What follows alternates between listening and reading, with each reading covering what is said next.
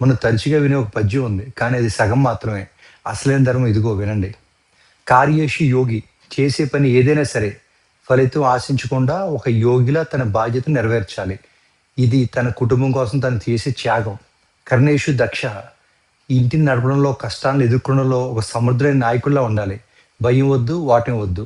రూపేచ కృష్ణ. ఎంత ఒత్తిడి ఉన్నా ముఖం మీద చిరునవ్వు చెదరకూడదు. కృష్ణుల్లా ఎప్పుడు ఉత్సాహంగా, సంతోషాన్ని పంచేలా ఉండాలి. క్షమయాతు రామః.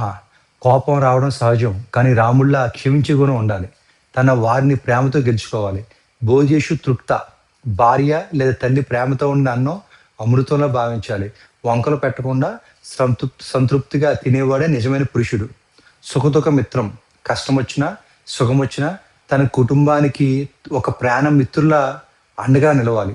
ఈ 6 లక్షణాలు ఉన్నవాడే నిజమైన ధర్మనాథుడు. ఇలాంటి పురుషుడు ఉన్న ఇల్లు